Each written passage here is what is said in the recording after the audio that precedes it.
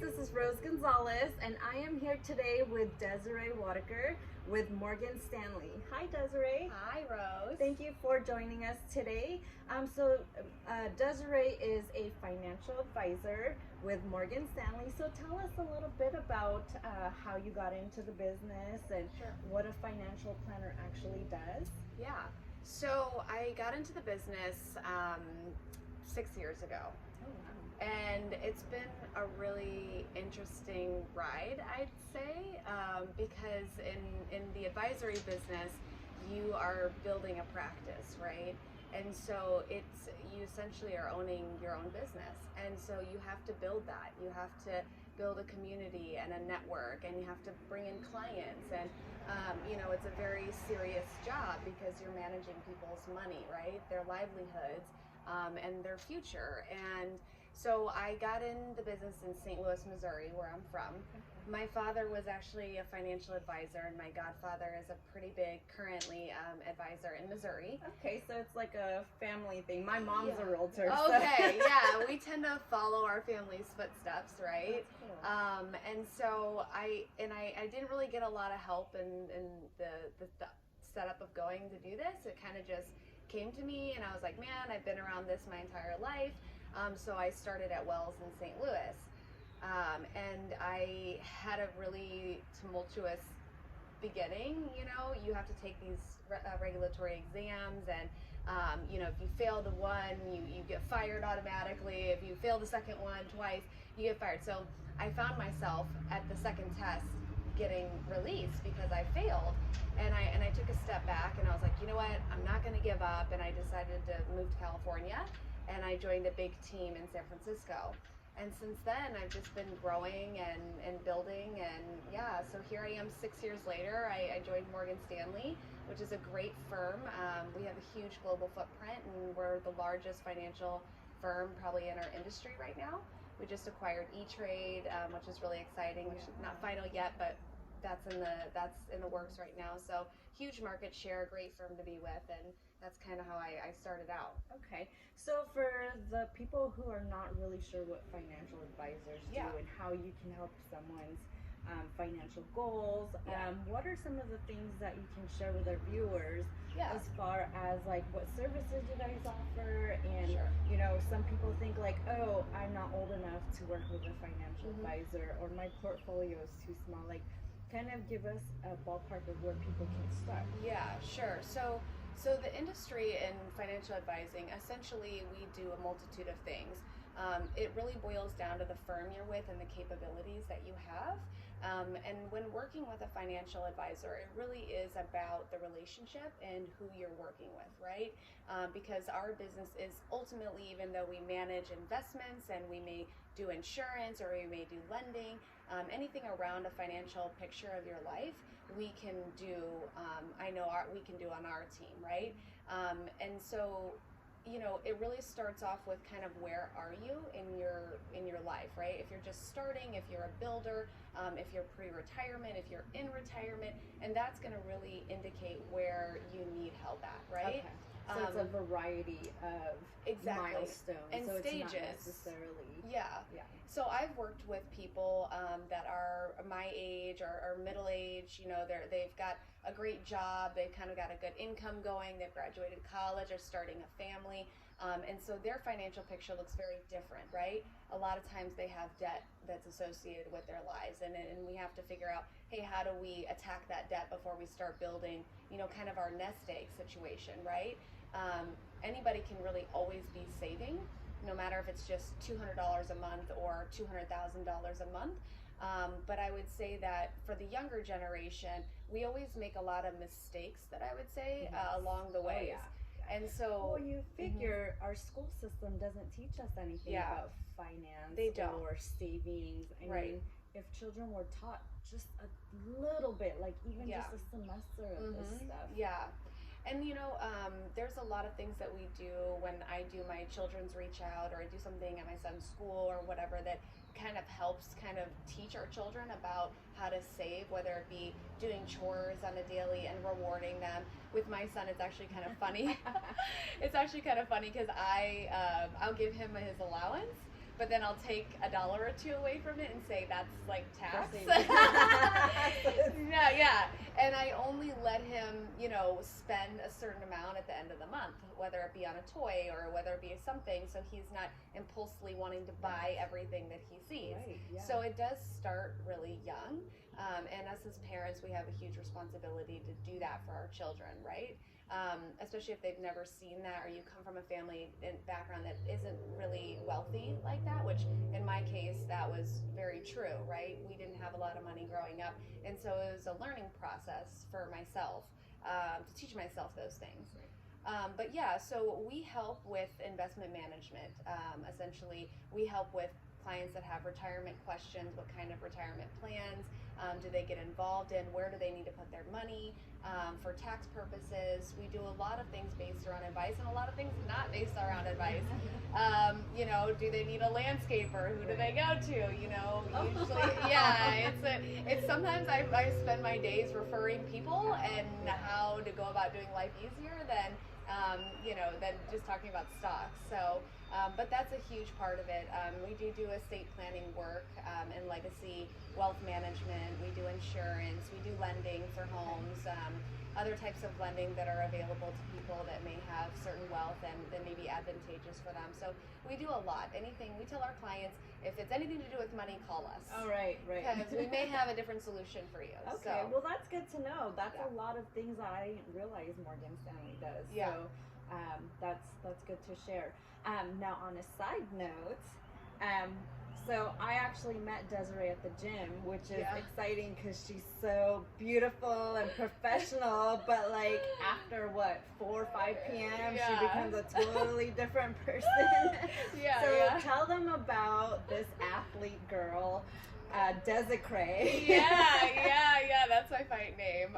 So funny, Desiree came from my best friend Maya, who I'm still friends with today. She's an ex-Army vet, and a really interesting story of her herself. She, you know, family came from Croatia, moved in next door to me when I was younger, and and she's just an amazing human.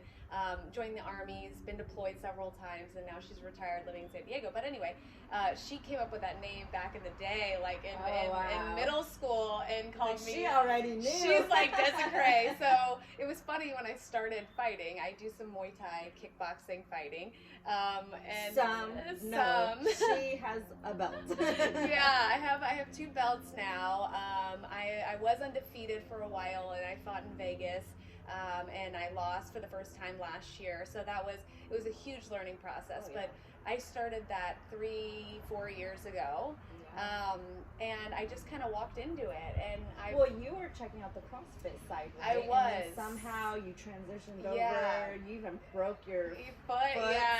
Yeah. It was funny because I went in there. My good friend Teddy actually started telling me about the CrossFit on Saturdays, the free CrossFit, and I was already in the gym working out, just simple stuff, you know, and he's like, come check it out, and I said, okay, and then I put my son in jiu-jitsu, and then one of the owners, MJ at CSA, was like, hey, you're pretty, like, fit, you should try boxing. And I was like, no, I'm not a fighter, like, I'm frisky, but I'm not, like, you know, I'm not a fighter. He's like, just try it out. And I was like, okay, we'll try it. And then he's like, you know what, you're pretty good, like, you should do the classes.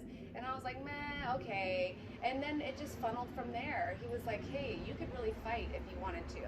And I was like, well, let me think about it. And then I ended up just committing. And well, weren't you also studying for some type of exam or something? Yeah, I was. Yeah, so I was actually finishing school. Funny. I was finishing school. That was one of the things I didn't get to do because I was a young mom. I have an 8-year-old son. I had a lot of my career, everything like that. So it was a huge commitment for myself and my time and where I wanted to spend that, you know, affected my family, everything. So, but I was like, you know what, I'm going to try this out. Like, I'm young, I have my body, like, you know, I have been through some circumstances in life where, you know, I couldn't be where I was today, you know, and it changed my life on how I think about things. And so I said, you know what, I'm gonna do this. So I committed, and yeah, here we are 4 years later, and that's awesome. Yeah. So how do you balance, like, you know, there's a lot of moms out there who, you know, either work but don't have time to work out, let alone go to school and raise their children, or just even try to find balance in your life, because I know you're really close with your son. I see you guys at the gym. You work out. I mean, you have great ethics. I mean, you do CrossFit, Muay Thai, you know, all these things. How do you fit all that into your life? And what advice can you give another mom of, like, you know, not feeling so guilty? Because I feel like women feel guilty for taking time for themselves. And you know, it's funny, I just read this book called Girls Stop Apologizing. Oh yeah. Rachel Hollis. My friend, my someone really close to me gave me that book, and because I always say sorry, even though I'm not that kind of person, I'm always like, oh sorry, oh sorry, and I read some of that book, and it was by a blogger. I'm not really a blogger kind of person, but like I had some takeaways in there, and yeah, it's tough. Like, I'm tired, you know, even right now as we sit here today, you know, I'm supposed to fight in 2 weeks, and actually didn't get that girl pulled out, and we're not fighting, but it's been nonstop training, and time management is everything. Work ethic. I mean, my dad was in the Marines, right? He's an ex-Marine, retired Marine, and he kind of drilled some things in me, so some of it is in here, and it comes from right here, but I would say time management is everything, and just knowing that you can do so much more, your body can do so much more than sometimes we think in here. And you know, I'm a woman of faith. I'm a Christian, and I'm a believer, and I'm strong in my faith and what I believe in, and I pray a lot, and I meditate a lot, and you know, I plan things out often. And my son's in AAU basketball, so we have that busy schedule. So everything is living by the minute. It really is, and it's hard, you know, like for moms out there that are kind of wanting to do more in their lives, I'd say you can do it, but there is a point where you do put too many rods in, right? But you do have to take some time off, maybe 1 day a week, and do something that's good for yourself, or sleep in, or whatever the case may be. Just listen to your body. Listen to your body, totally listen to your body. And so I mean, I would say in the morning times, you know, like I get up, I cook my son breakfast, I take him to school, I head to the office, I leave the office 4:30, I go home, I change, I pick him up, you know, we're to the gym, and 7:30 we're gone, and then we're homework, and we're eating, you know, and we somehow fit it in. And you know, I pray every night, and thank God for just giving me the capability to do the things that I can do, you know. But I would say, like, don't be discouraged. Like, don't be discouraged, because you can do a lot more. As long as you're putting your time in the right places. Right? It's like, is this going to add value to my life? And if not, then it isn't meant for the take up that space. It doesn't fit that schedule. Exactly. So the cool thing is that your son goes to the gym with you. He still does jiu-jitsu. Yes, he does. Muay Thai, right? He does jiu-jitsu. Muay Thai, we can't really make that class. But his dad takes him some nights to the UFC gym for some Muay Thai and boxing. So this is like a commonality that you guys have now. Yeah, for sure, definitely. I mean, it's funny because the coach at CSA is Brazilian, and if you guys know anything about Brazilians, they're super serious about what they do. They're very, very dedicated, passionate, and so some days we'll like just play wrestle, and he's like choking me out. I'm like, where did you learn that? So it's kind of cool, you know. And I see this level of confidence built in him. And people ask me all the time, actually, hey, like, what do you think about martial arts? Like, I've been thinking about karate for my kid, and although I have my biases about what martial arts, like the karate and the taekwondo and stuff, it's not really something I prefer. But I think that any kind of wrestling or jiu-jitsu, anything rolling that's non-contact punching, I think is a great start to introduce your kids, you know, because they don't have to be there. It's scary, right? We even have grown adults in the gym sparring out of fear, and although we don't support that at our gym, Coach Kieran is all about technique and sparring technically and not out of fear. And so when you teach your kids to interact from a combat standpoint, not punching and scare, I think it does it better for them. And the self-confidence is boosting, and they make friends, and it just becomes like a little community that you have. For sure. For sure. So, and I know a lot of women like myself, I don't like being touched or like grappling and all that stuff. So the Muay Thai, definitely when I tried it, I had a lot of fun with it. I started off with my husband.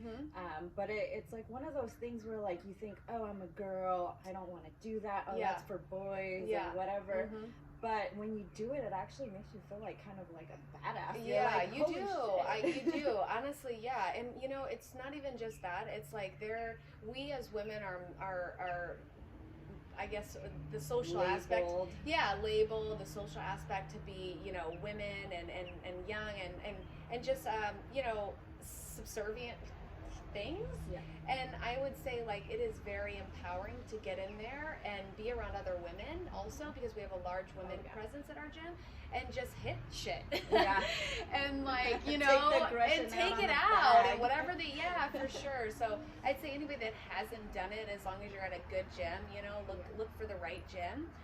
But if you can do that, it's so empowering. And the cool thing is, like, if you do find the right gym, there's like a variety of different ages. I mean, there's youngsters, there's middle aged, there's older women. I mean, it's just it's just a matter of finding that right place, the right home. I agree. Yeah, there's some women it's like, oh, well, I'm older and I can't really in my body, and I'm like, no. Like, girl, everything in my body every hurts. range of people, and we have some amazing athletes. I mean, you know, we have a couple of 60 plus that are just really kicking butt, and it's all in the mind. It's all in your mind and your mindset and how you perceive things, and I truly believe that, right? Just like they say, if you think you're old, you're gonna act old, and if you stay young, you're thinking that you're young, and you have to have that mindset, you know. So for sure. So here's a question for you. What advice would you give your younger self? Like if you were to go back like 5, 6, 7, 8 years ago, what advice would you give yourself? Oh man, I was a destructive little human being. I was very destructive. No, I really was. There was a lot of really crazy things in my upbringing, right, that I had to tackle when I was older. And I didn't have a lot of guidance, I'd say, as I got into the young womanhood of things. And I wasn't taking care of my body. I was, you know, partying and doing drugs and alcohol and making really, really bad choices. And I had some really good opportunities to, you know, take advantage of certain situations. But I would say that my advice would be to seek out someone that could mentor.